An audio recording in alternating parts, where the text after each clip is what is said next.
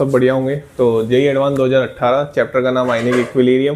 Question बड़ा प्यारा है, सोचने वाला क्वेश्चन था, लेकिन ऑप्शन से आप इसका आंसर लगा सकते थे, लेकिन कम से कम 2 तो सोल्व करने थे आपको, ठीक है ना। चलिए, तो जैसा कि आप देख रहे हैं, मैं आपको पहले क्वेश्चन समझा देता हूँ।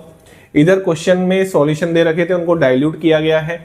इधर सॉल्यूशन में वो H+ आयन डाइल्यूशन करने के बाद कैसे चेंज हो रही है उसके बारे में लिख रखा है।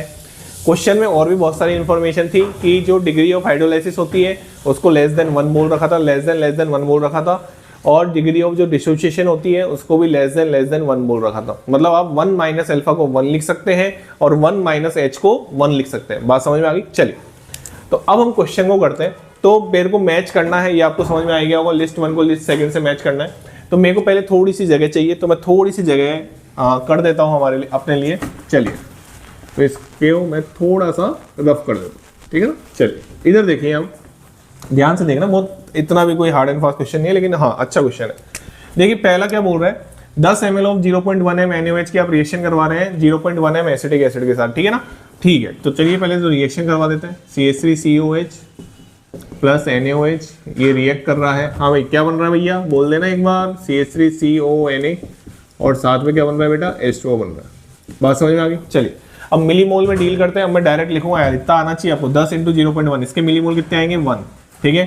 20 × 0.1, इसके मिलीमोल कितने आएंगे, देख लो भाई कितने। ओहो, एसिटिक एसिड, ओहो, एक सेकंड, इसको मेरे को थोड़ा सा रफ करना पड़ेगा। हाँ भाई, एसिटिक एसिड के दे रखे 20 ml ऑफ 0.1, तो कितने हो जाएंगे 20 ml ऑफ 0.1, 2 मिलीमोल हो जाएंगे। यहाँ पे मैं क्या लिख रहा हूँ बेटा, यहाँ पे मैं लिख रहा हूँ मिलीमोल, ठीक है। हाँ भाई, तो इसके 2 मिलीमोल हो गए, इसके कितने मिलीमोल हो गए, 1। बात समझ में आ गई। LR कौन हो गया, ये LR हो गया, तो ये तो बचेगा नहीं, ये बचेगा कितना, 1। बात समझ में आ गई। चलिए, अब इसका देखें तो ये कितना बनेगा, 1 बनेगा। मेरे हिसाब से इतनी बात समझ में आती होगी, ठीक है। अब आप आराम से देख सकते हैं कि सॉल्यूशन में क्या बचा। सॉल्यूशन में बचा CH3COH और CH3CONa। अब आप मेरे को बता दीजिए कि हम इसको क्या बोलते हैं। आपको पता है कि आपके पास बचा है CH3COH और CH3CONa। क्या आपको फील आ रही है कि ये एक एसिडिक बफर है?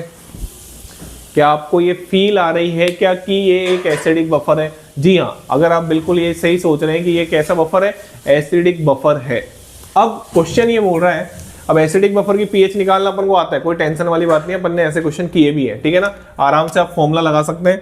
जैसे मैं अगर फॉर्मूला लिख भी दूं, क्या यहाँ पे लिख देता हूँ फॉर्मूला, ठीक है। pH बराबर pKa प्लस लॉग सॉल्ट की कंसंट्रेशन, ठीक है, उससे जो आयन आ रहा है, और डिवाइड बाई एसिड की कंसंट्रेशन, ठीक है।